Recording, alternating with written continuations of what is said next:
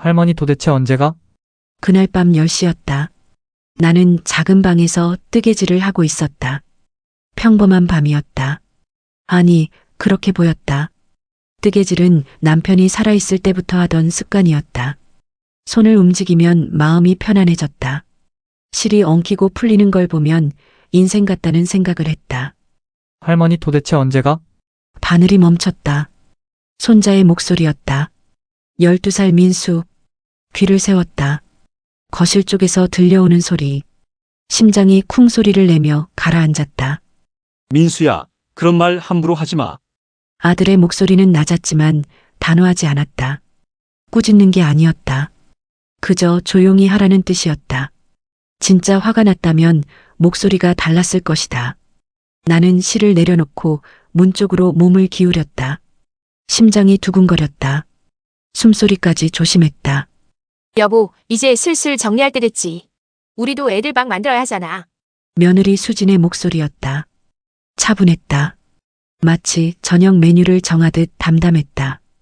그 목소리의 평온함이 오히려 더 무서웠다. 지금 어머니 쓰시는 방이 제일 크잖아.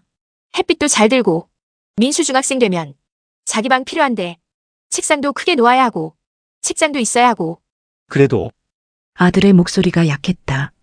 주저하는 것 같았지만 반대하는 건 아니었다. 어머니 혼자 살기도 힘드시고 병원 진단만 받으면 요양원 들어가게 할 수 있다던데. 우리 동네 복지사 언니가 그러는데 요즘은 그런 케이스 많대. 치매 초기만 나와도 바로 입소 가능하고. 손에 쥐고 있던 바늘이 바닥에 떨어졌다. 탁! 소리가 컸다. 거실이 조용해졌다. 나는 숨을 죽였다. 뭐야? 지금 소리 들렸어. 수진의 목소리가 날카로워졌다. 바람 아니야? 아들이 대답했다. 나는 재빨리 바늘을 집어들고 뜨개질을 재개했다. 손이 떨렸다. 실이 엉켰다. 병원 진단, 요양원, 치매. 그 단어들이 머릿속을 맴돌았다. 우리 동네 복지사 언니한테 물어봤더니 치매 초기 진단서 있으면 바로 가능하대. 그러면 후견인 지정해서 집도 정리할 수 있고. 목동 그 아파트 지금 시세가 얼마인데 팔면 우리 빚도 다 갚고 더 넓은 데로 이사 갈 수 있어. 집, 내 집을 정리한다고? 목동 아파트, 남편과 내가 30년을 산 곳, 내 이름으로 된 그 집. 며느리는 그 집을 노리고 있었다. 그것도 아주 구체적으로. 시세까지 알아봤다니. 참혹했다. 나는 벽에 손을 짚고 일어섰다. 무릎에 힘이 없었다. 침대로 걸어가 앉았다. 천장을 바라봤다. 눈물이 나지 않았다. 그보다 더 깊은 곳이 무너지고 있었다. 배신감이었다. 1년 동안 함께 살며 느낀 모든 따뜻함이 거짓이었다는 것. 내 남편 박종민 그 사람은 전파상을 했다. 텔레비전 고치고 라디오 수리하던 사람. 손에는 늘 기름때가 묻어 있었다. 겨울에도 찬바람 맞으며 출장을 다녔다. 동네 사람들이 부르면 언제든 달려갔다. 박 기사님, 텔레비전이 안 나와요. 지금 갈게요. 그렇게 사는 사람이었다. 나는 시장에서 떡볶이를 팔았다. 새벽 5시에 일어나 떡을 썰고 양념을 만들었다. 고추장에 설탕, 물엿, 간장을 넣고 끓였다. 비율이 중요했다. 너무 달면 느끼하고 너무 매우면 못 먹는다. 하루 벌어 하루 먹는 생활. 하지만 불평은 없었다. 저녁이면 남편이 돌아왔다. 오늘 얼마 벌었어? 3만 원. 나는 2만 원 합치면 5만 원이네. 우리는 그렇게 웃었다. 정화야, 우리도 언젠가 전세 말고 내 집 하나 있으면 좋겠다. 남편이 소주를 한 잔 마시고 말했다. 꿈 같은 소리. 우리가 무슨 집을 사요? 꿈이라도 꾸자. 꿈꾸면 이루어질 수도 있잖아. 매달 10만 원씩만 모아도 10년이면 1200만 원이야. 10년이요? 그래, 10년 길지 않아. 우리 해보자. 그렇게 시작했다. 통장을 하나 만들었다. 우리의 집 통장. 매달 10만 원을 넣었다. 어떤 달은 15만 원, 어떤 달은 5만 원. 그래도 멈추지 않았다. 아들 상훈이가 초등학교에 입학했다. 중학교에 갔다. 고등학교에 갔다. 그 사이 통장엔 돈이 쌓였다. 1,000만 원, 2,000만 원, 3,000만 원. 남편은 주말마다 부동산에 들렀다. 목동에 아파트 나왔대. 얼마예요? 8천만 원. 우리 돈으론 부족해요. 조금만 더 모으자. 1994년 봄. 드디어 그날이 왔다. 목동에 작은 아파트를 샀다. 20평짜리. 하지만 우리에겐 궁전이었다. 계약서에 도장을 찍던 날 남편의 손이 떨렸다. 드디어 우리 집이 생겼네. 부동산을 나와 그 집 앞에 섰다. 건물을 올려다봤다. 저기 3층이 우리 집이야. 진짜예요? 진짜지. 우리는 울었다. 길 한복판에서 사람들이 이상하게 봤지만 신경 쓰지 않았다. 정화야, 이 집 내 이름으로 하자. 왜요? 당신 이름으로 해야죠. 난 언제 떠날지 모르니까. 전파상 일이 위험에 감전될 수도 있고, 사고 날 수도 있고, 내가 있어야 할 곳은 내 이름으로 해야지. 그래야 누가 뭐라 해도 내 집이야. 나는 고개를 저었다. 무슨 소리예요? 우리 함께 오래 살 거예요. 하지만 남편은 고집을 부렸다. 결국 내 이름으로 등기를 했다. 윤정아 명의. 그 말이 예언이 될 줄 몰랐다. 2008년 가을, 남편은 고깃집 계단에서 쓰러졌다. 심장마비. 구급차가 왔을 때는 이미 늦었다. 병원에서 전화를 받았다. 보호자님 빨리 오세요. 택시를 타고 달려갔다. 응급실 앞에서 의사를 만났다. 최선을 다했지만 소생하지 못했습니다. 나는 그 자리에 주저앉았다. 소리를 질렀다. 안 돼요. 안 돼. 간호사들이 나를 부축했다. 영안실로 갔다. 하얀 천으로 덮인 남편. 천을 걷었다.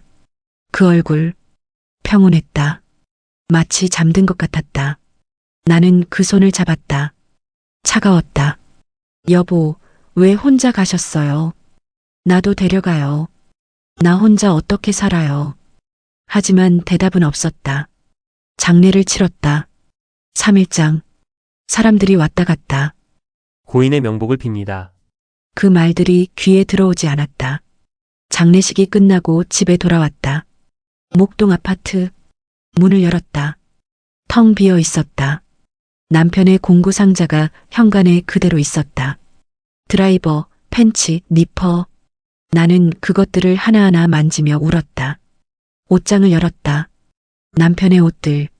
파란 작업복, 회색 점퍼, 검은 바지. 냄새를 맡았다. 남편 냄새가 났다. 나는 그 옷을 안고 침대에 누웠다. 며칠을 그렇게 보냈다. 그 후 15년을 혼자 살았다. 목동 아파트를 지키며 남편이 내 이름으로 해준 그 집을 아들에게 물려주려고. 아들은 대학을 졸업하고 회사에 취직했다. 결혼을 했다. 손자가 태어났다. 나는 분당까지 가서 손자를 돌봤다. 일주일에 3번씩 버스를 2번 갈아타며 힘들지 않았다. 손자가 웃으면 그게 행복이었다. 할머니, 놀아줘. 그래, 뭐하고 놀까? 공룡놀이.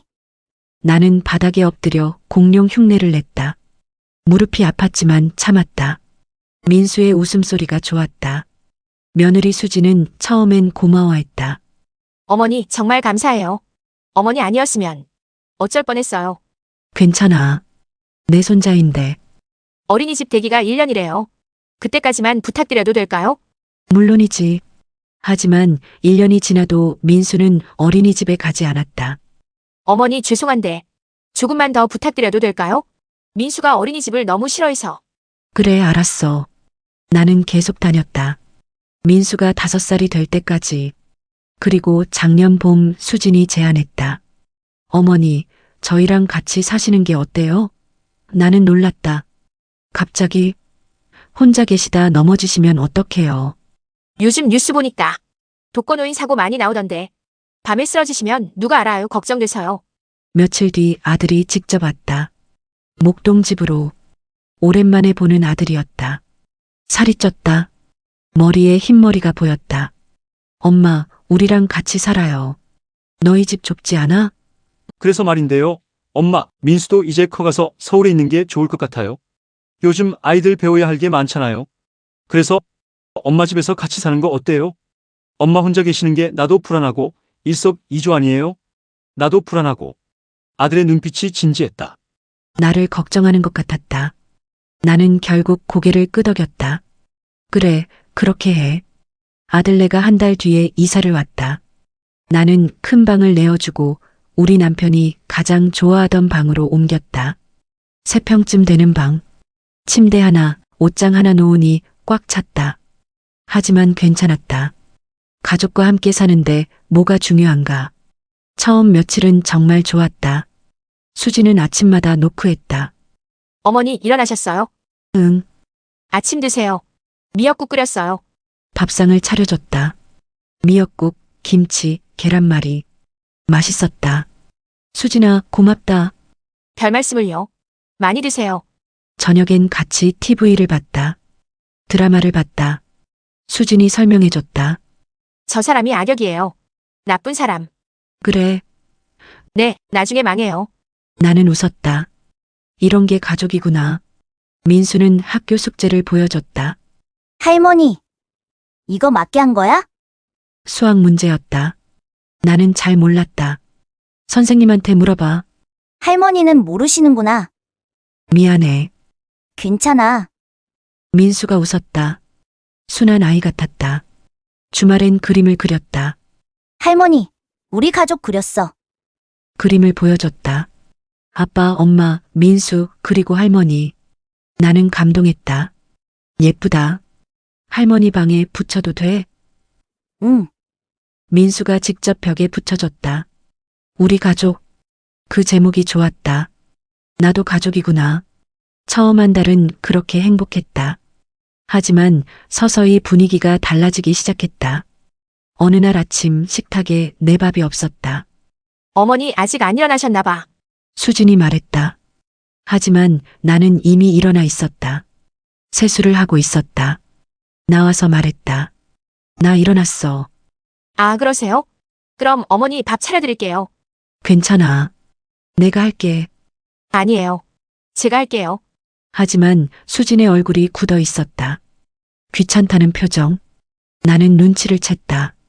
진짜 괜찮아. 내가 먹을 만큼만 할게. 그럼 드시고 설거지도 해주세요. 응, 알았어. 그날부터 나는 내 밥을 챙겼다. 그리고 설거지를 했다. 처음엔 내 것만 했다. 하지만 싱크대에 다른 그릇들이 쌓여 있으면 그것도 같이 했다. 당연한 일이라고 생각했다. 한 달쯤 지나자 공기가 더 달라졌다. 수진의 미소가 줄었다. 어머니, 오늘 설거지 안 하셨나요? 아침에 출근하면서 한 말이었다. 아, 미안해, 깜빡했어. 요즘 자주 깜빡하시네요. 그 말투가 날카로웠다. 나는 황급히 설거지를 했다. 손이 떨렸다. 언제부터인가 나는 집안일을 하는 사람이 됐다. 청소, 빨래, 요리. 아침에 일어나면 청소기를 돌렸다. 화장실을 닦았다. 빨래를 했다. 널었다. 점심을 준비했다. 저녁을 준비했다. 설거지를 했다. 그렇게 하루하루가 지나갔다. 이제 민수도 초등학교 고학년이 되었다. 어느 날 민수가 친구 집에서 돌아왔다. 엄마, 재훈이네는 할머니 안 사는데 우리 집은 왜 할머니 계셔? 나는 부엌에서 그 말을 들었다. 국을 끓이다 말고 멈췄다. 민수야, 할머니는 가족이잖아. 수진이 대답했다. 하지만 그 목소리에 힘이 없었다. 그리고 이 집은 할머니 집이라고 얘기하지도 않았다. 근데 할머니 때문에 우리 집 좁아 내 방도 작고 재훈이는 방이 엄청 크던데. 민수야, 그런 말하는 거 아니야. 하지만 야단치는 게 아니었다. 그저 형식적인 말. 나는 국을 끓이다 말고 가슴을 눌렀다. 아팠다. 손자가 나를 짐으로 여기고 있었다. 저녁 식사 때 민수에게 물어봤다. 민수야, 오늘 학교에서 뭐 했어? 민수가 얼굴을 찌푸렸다. 할머니는 말 걸지 마세요. 냄새나. 심장이 쿵 내려앉았다. 아들이 소리쳤다. 야, 그게 무슨 말이야? 할머니한테 사과해. 싫어, 정말 냄새 나는데. 민수는 투덜거리며 자기 방으로 들어가 버렸다. 식탁이 조용해졌다. 아들이 말했다. 엄마, 민수가 사춘기라서 그래요. 신경 쓰지 마세요. 하지만 신경 쓰이지 않을 수 없었다. 그날 밤 거울을 봤다. 주름진 얼굴, 희끗희끗한 머리, 처진 눈꺼풀. 나는 언제 이렇게 늙었을까? 냄새가 난다고? 나는 매일 씻는다. 옷도 깨끗하게 입는다. 노인 냄새를 말하는 건가? 나이 들면 나는 냄새. 나는 화장실에서 울었다. 소리 내지 않고 조용히. 며칠 뒤 수진이 말했다. 어머니, 요즘 자꾸 깜빡하시잖아요. 병원 가보셔야겠어요. 내가 어제도 가스불 끄신 거 잊으셨잖아요. 제가 퇴근하고 와서 봤더니 불이 켜져 있더라고요. 위험해요. 그랬나? 기억이 안 났다. 정말 내가 깜빡한 걸까? 요즘은 조기 진단이 중요하대요. 치매도 일찍 발견하면 진행을 늦출 수 있대요. 아들도 거들었다. 엄마, 혹시 모르니까 검사 한번 받아봐요. 아무것도 아니면 다행이고. 나는 불안했다. 가끔 단어가 생각나지 않을 때가 있었다. 냉장고 문을 열고 뭘 꺼내려 했는지 잊을 때도 있었다. 혹시 정말 치매가 오는 건가? 그래, 가볼게. 하지만 뭔가 석연치 않았다. 가스불 사건을 나는 정말 기억하지 못했다. 그런데 수지는 어떻게 그렇게 확신했을까? 내가 없을 때 일부러 불을 켜놓은 건 아닐까? 그런 생각이 스쳤다. 하지만 고개를 저었다. 설마, 며느리가 그럴 리 없지. 그리고 그날 밤 나는 그 대화를 들었다. 거실에서 새어나오는 목소리들. 나는 작은 방에서 뜨개질을 하고 있었다. 문을 살짝 열어뒀다. 환기를 위해. 그래서 들렸다. 할머니 도대체 언제가? 민수의 목소리, 민수야, 그런 말 함부로 하지 마. 아들의 목소리, 여보, 이제 슬슬 정리할 때 됐지. 수진의 목소리. 나는 숨을 죽였다. 병원 진단만 받으면 요양원 보낼 수 있다던데. 그 순간 모든 퍼즐이 맞춰졌다. 가스불 사건도, 건망증 얘기도, 병원 검사 권유도 모두 나를 치매 환자로 만들기 위한 계획이었다. 잠들지 못했다. 새벽까지 천장을 바라봤다. 여러 생각이 스쳤다. 내가 들은 게 맞나? 혹시 오해인가? 하지만 아니었다. 너무 구체적이었다. 요양원, 집 정리, 목동 아파트. 5시에 일어나 서랍을 열었다. 남편의 유품 상자, 도장, 등기권리증, 통장, 등기권리증을 펼쳤다. 윤정아 명의, 목동 아파트. 남편의 필체가 보였다. 삐뚤빼뚤한 글씨. 하지만 정성스러웠다. 여보, 미안해요. 아들한테 물려주려고 했는데. 종이를 가슴에 안았다. 눈물이 났다. 하지만 오래 울지 않았다. 결심이 섰다. 나를 치매 환자로 만들어서 요양원에 보내고 집을 빼앗으려는 그들. 나는 당하지 않을 것이다. 아침 8시. 외출 준비를 했다. 옷을 갈아입고 가방을 챙겼다. 어디 가세요? 수진이 물었다. 복지관. 점심 전에 오세요.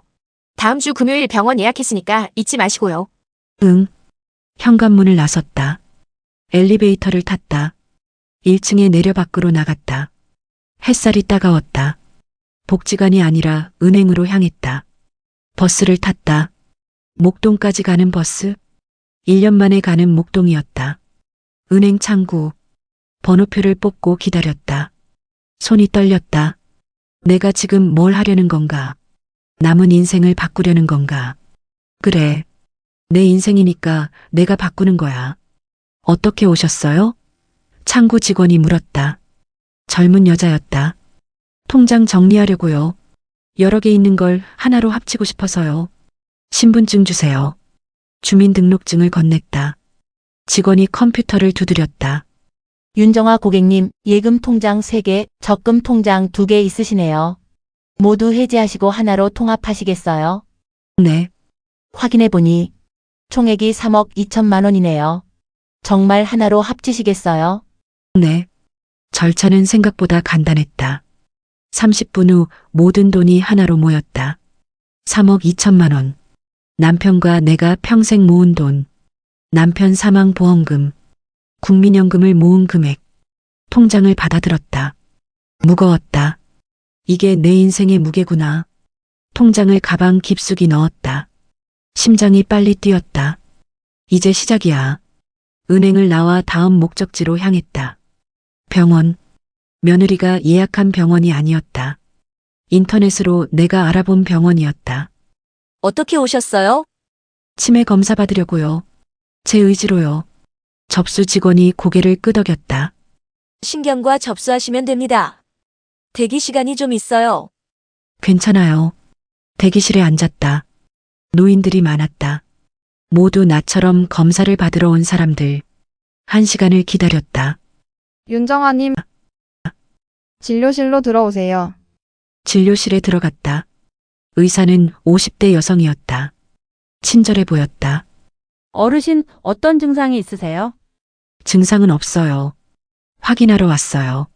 확인이요? 네, 제가 정말 멀쩡한지 확인하러 왔어요. 나는 가방에서 작은 메모지를 꺼냈다. 어젯밤 미리 써온 글. 의사에게 건넸다. 의사가 메모를 읽었다. 메모지에는 이렇게 적혀 있었다. 가족이 허위 진단을 시도할 수 있습니다. 저는 멀쩡합니다. 정식 검사 후 소견서를 제 명의로만 발급해 주세요. 가족에게는 어떤 정보도 주지 마세요. 의사의 눈빛이 진지해졌다. 고개를 끄덕였다. 알겠습니다. 정식 검사 진행하겠습니다. 시간이 좀 걸릴 수 있어요. 괜찮아요. 인지 검사를 받았다. 여러 가지 질문들. 오늘이 무슨 요일인가요? 목요일이요. 오늘 날짜는요? 4월 5일이요. 100에서 70 빼보세요. 93, 86, 79, 72, 65. 좋습니다. 이제 제가 세 단어를 말할게요. 기억하셨다가 나중에 말씀해 주세요. 사과, 테이블, 동전. 네. 검사가 계속됐다. 그림을 보고 이름 맞히기, 시계 그리기, 단어 기억하기. 1시간이 걸렸다. 어르신 아무 문제 없으세요. 인지 기능 정상입니다. 나이에 비해 오히려 좋은 편이에요. 소견서 받을 수 있나요? 네, 지금 발급해 드릴게요. 의사가 컴퓨터로 무언가를 작성했다. 프린터가 돌아갔다. 종이 한 장을 건넸다. 혹시 위험한 상황이시면 법률적 도움이 필요하신 거 아닌가요? 괜찮아요. 이제 제가 처리할 거예요. 조심하세요. 노인 학대는 범죄예요. 알아요. 감사합니다. 소견서를 받아들었다. 종이 한 장. 하지만 이건 무기였다. 나는 멀쩡하다는 증거. 병원을 나왔다.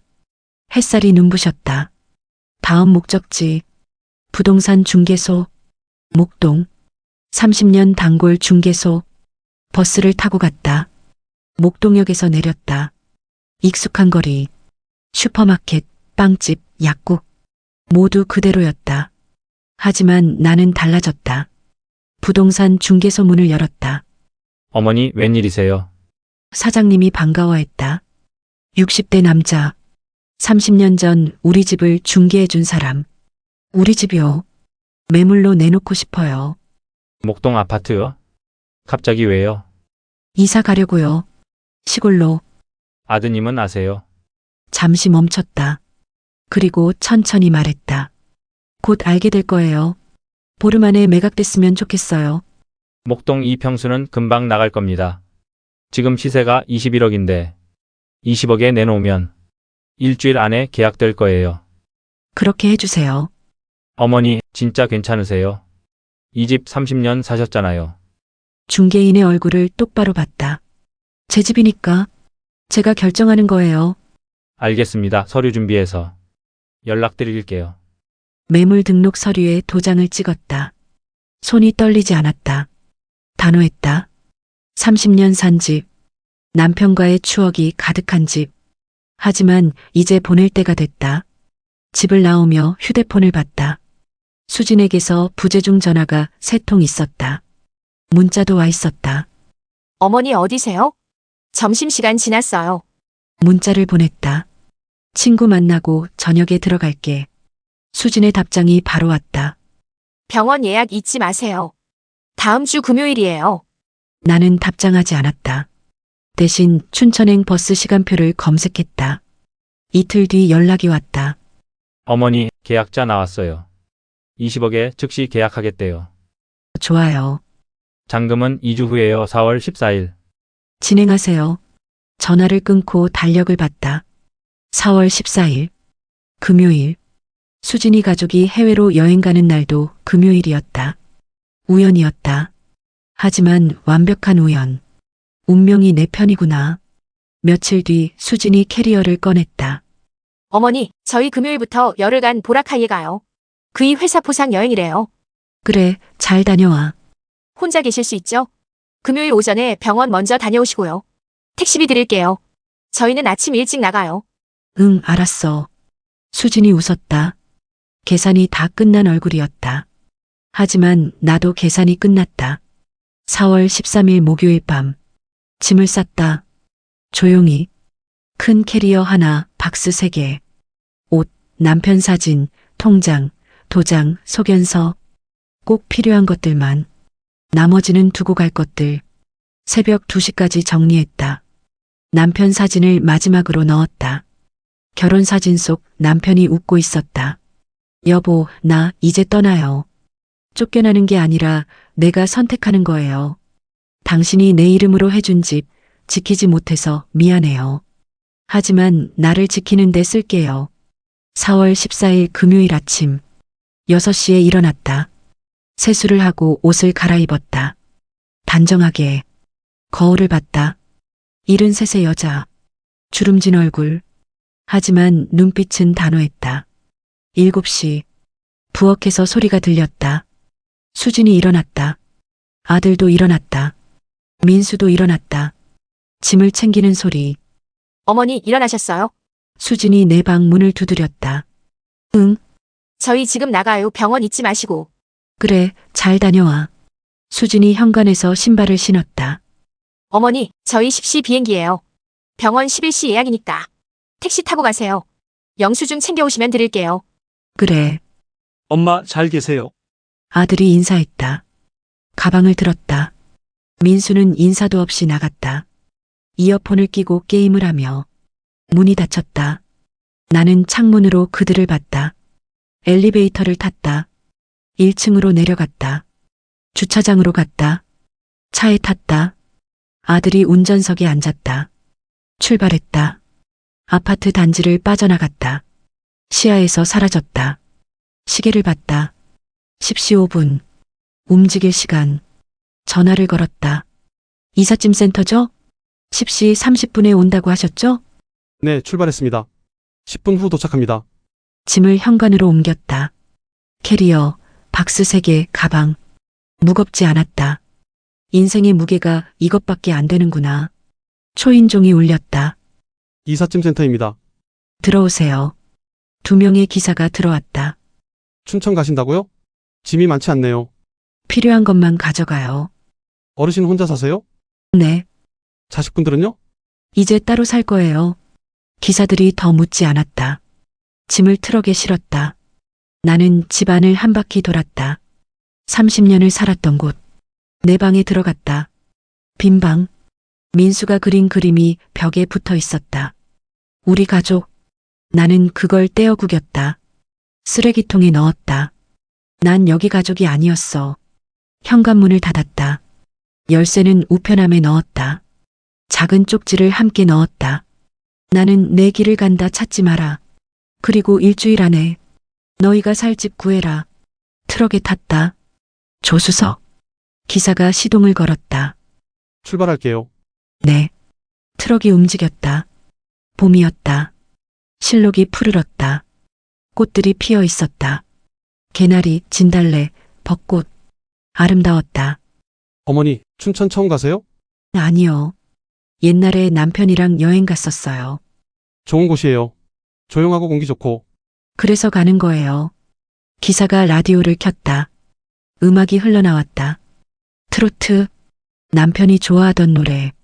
나는 눈을 감았다. 여보, 나 지금 새로운 곳으로 가고 있어요. 무섭지 않아요.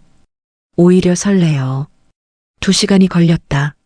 산이 보이기 시작했다. 소양강이 햇빛에 반짝였다. 물이 푸르렀다. 춘천 시내로 들어가 트럭이 멈췄다. 작은 아파트 앞. 아파트는 남향이었고 산이 보였다. 나는 큰 창문을 열고 숨을 깊이 들이마셨다. 공기가 달랐다. 여보 나왔어요. 새로운 곳에. 눈물이 났다. 하지만 슬픈 눈물이 아니었다. 해방의 눈물이었다. 기사들이 짐을 다 옮겼다. 어머니 다 옮겼습니다. 감사합니다. 혼자 사시기 힘드시면 복지관 연락하세요. 돌봄 서비스 있어요. 네, 알겠어요. 기사들이 갔다. 나는 혼자 남아 짐을 정리했다. 여보, 우리 여기서 새로 시작해요. 통장과 도장을 서랍에 넣었다. 소견서도 함께. 이제 시작이야. 첫날 밤. 바닥에 이불을 깔고 누웠다. 침대가 아직 없었다. 내일 가구점에 가서 사야지. 천장을 봤다. 고요했다. 민수의 게임 소리도, 수진의 잔소리도, 아들의 한숨도 없었다. 그저 바람 소리만 들렸다. 창문을 조금 열어뒀다. 시원한 바람이 들어왔다. 이게 평화구나. 이게 자유구나. 잠이 왔다. 깊은 잠. 5년 만에 제대로 잔 듯했다. 다음 날 아침. 일찍 일어나 동네를 둘러봤다. 시장으로 가서 장을 봤다.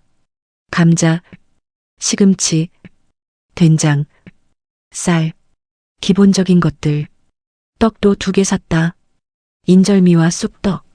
집에 돌아와 짐을 풀었다. 부엌을 정리했다. 냄비, 프라이팬, 그릇, 수저. 하나씩 닦아서 놓았다. 차를 끓였다. 보리차. 남편이 좋아하던 차. 남편 사진을 식탁에 놓았다. 여보, 떡 사왔어요. 같이 먹어요. 떡을 접시에 담았다. 하나는 남편 사진 앞에, 하나는 내 앞에. 차를 마셨다. 고소했다. 떡을 먹었다. 쫄깃했다. 맛있었다. 혼자 먹는 밥상이지만 외롭지 않았다. 남편이 함께 있는 것 같았다. 오후엔 도서관에 갔다. 회원증도 만들고 한참을 둘러봤다. 혼자 사는 즐거움. 제목이 마음에 들어 대출했다. 집에 돌아와 창가에 앉아 책을 펼쳐 읽으니 좋은 구절이 있었다. 외로움은 혼자 있을 때 오는 게 아니라 이해받지 못할 때 온다 맞는 말이었다. 일주일이 지났다. 전화가 울렸다. 엄마, 도대체 어디 가신 거예요? 목소리가 다급했다. 내 갈 곳에 갔지. 갈 곳이 어디예요? 왜 이러세요? 집에 아무것도 없고 쪽지만 있고. 너희가 날 어디 보내려고 했는지 나도 알아. 침묵이 흘렀다. 수진의 목소리가 끼어들었다. 스피커폰을 켠 모양이었다. 어머니, 오해예요. 우린 그런 적 없어요. 병원 검사는 어머니 건강을 위해서였어요. 병원 진단서 받아서 요양원 보내려던 거 다 들었어. 거실에서 얘기하던 거. 손자 민수가 할머니 언제 가냐고 물어본 것도 들었고. 정적? 긴 정적. 수진이 당황한 목소리로 말했다. 그건 애가 철없어서 한 말이고요. 우린 진짜 어머니 걱정해서. 철없는 건 너야 멀쩡한 사람. 치매 환자로 만들려고 했잖아. 가스불도 내가 일부러 켜놓은 거지. 어머니, 수진이 소리쳤다. 우리가 얼마나 모셨는데요. 밥 해드리고 빨래 해드리고. 모신 게 아니라 집을 탐낸 거지. 목동 아파트 시세 20억짜리. 그거 팔아서 너희 빚 갚고 다른 곳으로 이사 가려고 다 계획 세웠지? 아들이 떨리는 목소리로 말했다. 엄마, 그럼 목동 집은요? 잠시 멈췄다. 창밖을 봤다. 산이 석양빛에 물들고 있었다. 팔았어? 네. 아들의 비명 같은 소리. 내 집이니까 내 맘대로 한 거야. 팔았다고요? 그럼 우린 어떡해요? 이렇게 갑자기? 이렇게 상의도 없이요? 진짜 너무하신 거 아니에요? 수진의 목소리가 날카로웠다. 웃음이 나왔다. 비웃음이 아니라 허탈한 웃음. 나를 어디에 두려고 했니? 요양원? 멀쩡한 사람을 치매 환자로 만들어서? 엄마, 너희는 원룸이라도 얻어서 살아. 너희 일은 너희가 알아서 하렴. 엄마, 제발. 어디 계세요? 찾으러 갈게요. 찾지 마. 이게 내 선택이야. 전화를 끊었다. 손이 떨렸다. 하지만 후회는 없었다.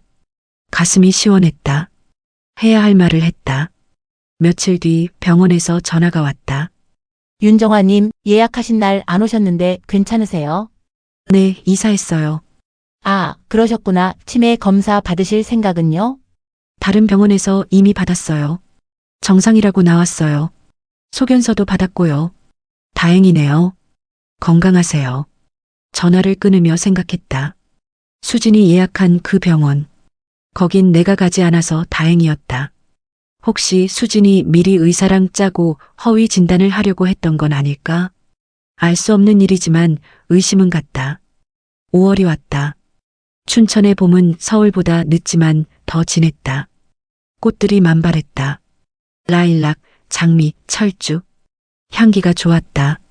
복지관에 등록했다. 춘천시 노인복지관. 어떤 프로그램 원하세요? 상담사가 물었다. 요리 가르치고 싶어요. 요리요? 강사하시겠다는 거예요? 네.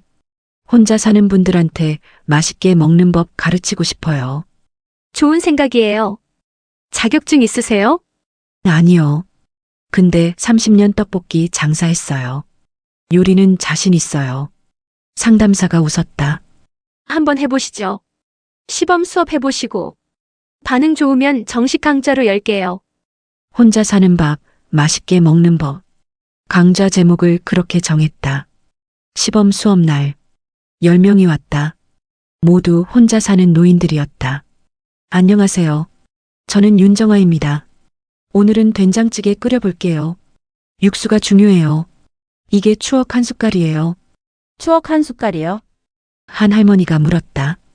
내 음식엔 추억이 들어가야 해요. 내가 어렸을 때 먹던 맛, 남편이 좋아하던 맛. 그런 추억들. 그리고 오늘 한 숟갈, 오늘 내가 느끼는 맛. 마지막으로 나를 위한 한 숟갈, 나를 사랑하는 마음. 이렇게 세 가지가 들어가면 음식이 맛있어요. 수강생들이 고개를 끄덕였다. 된장을 풀었다. 구수한 냄새가 퍼졌다. 수업이 끝나고 한 할머니가 다가왔다. 선생님, 혼자 사세요? 네. 외롭지 않으세요? 창밖을 봤다. 산이 보였다. 외롭다는 건 남이 날 버릴 때 느끼는 거예요. 내가 나를 선택하면 그건 자유예요. 할머니가 눈물을 닦았다. 맞는 말씀이에요. 여름이 왔다. 아들이 다시 전화했다. 한 달 만이었다. 이번엔 받았다. 엄마, 목소리가 지쳐 있었다. 수진이랑 이혼했어요. 놀라지 않았다. 예상했던 일. 원래 살던 분당 집도 빼앗겼어요. 수진 부모님이 보증금 대줬거든요. 그래. 엄마, 제가 정말 잘못했어요. 엄마한테 너무 못했어요. 알아. 용서해 주세요. 한참을 말하지 않았다. 창밖의 나무가 바람에 흔들렸다. 용서는 이미 했어. 다만 같이는 못 살아. 알아요. 그냥 가끔 전화해도 될까요? 민수가 할머니 보고 싶대요. 전화는 해도 돼. 근데 당분간은 만나지 말자. 네, 알겠어요. 엄마 건강하세요. 너도. 전화를 끊었다. 가슴이 아프지 않았다. 그저 담담했다. 이제 각자의 인생을 사는 거야. 가을이 왔다. 단풍이 들었다. 빨갛고 노랗고 주황색. 아름다웠다. 나는 매일 산책했다. 호수 주변을 걸으며 생각했다. 복수는 남을 망하게 하는 게 아니라 나를 지키는 거였다. 나는 아무도 망하게 하지 않았다. 그저 내 것을 지켰을 뿐. 내 권리를 행사했을 뿐. 그게 가장 강력한 복수였다. 겨울이 왔다. 첫눈이 내렸다. 창밖을 보며 남편에게 말했다. 여보, 나 오늘도 잘 살고 있어요. 당신이 내 이름으로 해준 집 지키지 못해서 미안해요 하지만 그 돈으로 나를 지켰어요. 그게 더 중요하잖아요. 다음해 봄, 문을 두드리는 소리가 들렸다. 열어보니 아들이었다. 민수도 함께 있었다. 민수는 키가 훌쩍 컸다. 14살. 중학생이 됐다. 엄마, 들어와. 차를 끓였다. 녹차. 세 잔을 따랐다. 민수가 고개를 숙였다. 할머니, 정말 죄송해요. 고개 들어 민수를 봤다. 눈에 눈물이 고여 있었다. 할머니, 제가 너무 못됐어요. 할머니한테 냄새 난다고 하고, 언제 가냐고 하고. 정말 죄송해요. 철이 들었구나. 네, 이제 알아요. 할머니가 얼마나 힘드셨는지, 저 때문에 얼마나 상처받으셨는지. 이제 됐어. 다 지난 일이야. 민수가 울었다. 나는 민수의 등을 토닥였다. 괜찮아. 내가 어렸잖아. 이제 알면 됐어. 아들이 물었다. 엄마는 여기서 행복하세요? 창밖을 봤다. 산에 새싹이 돋고 있었다. 또 봄이 왔다. 응. 내가 나를 선택한 이후로 계속 행복해. 엄마, 한 가지만 가르쳐 주세요. 뭔데? 어떻게 그렇게 용기를 내셨어요? 혼자 사는 것도 무서웠을 텐데. 어떻게 그렇게 단호하게 결정하셨어요? 잠시 생각했다. 그리고 천천히 말했다. 남이 나를 밀어내기 전에 내가 선택한 거지. 그게 복수였나요? 아니, 복수가 아니라 선택이었어. 내 삶을 되찾는 거였지. 복수는 남을 무너뜨리는 게 아니라 나를 지키는 거야. 아들이 고개를 끄덕였다. 엄마, 제가 너무 바보였어요. 알아. 근데 이제 알았으니 됐어. 너도 내 인생 잘 살아. 둘이 돌아갔다. 문이 닫히고 집이 다시 고요해졌다. 나는 베란다에 나가 산을 바라봤다. 그날 밤 복지관 강의 자료를 정리했다. 다음 주 주제는 나를 위한 밥상. 혼자 먹어도 정성껏 차리는 법. 수강생이 이제 20명이 넘었다. 대기자도 있다고 했다. 내 이야기가 누군가에게 힘이 되고 있구나. 내 인생의 주인은 나야. 언제나 나였어. 멀리서 바람 소리가 들렸다. 산을 지나는 바람. 그 바람이 내 방 창문을 스쳤다. 나는 눈을 감았다. 평화로웠다. 74세 나이에 나는 처음으로 진짜 내 삶을 살고 있었다. 쫓겨나지 않은 삶. 선택한 삶. 자유로운 삶. 누군가 당신을 밀어내려 한다면 기억하세요. 쫓겨나기 전에 내가 먼저 나가면 됩니다. 그건 도망이 아니라 선택입니다. 그리고 그 선택이 당신을 지킵니다. 내 인생의 주인은 언제나 나니까요.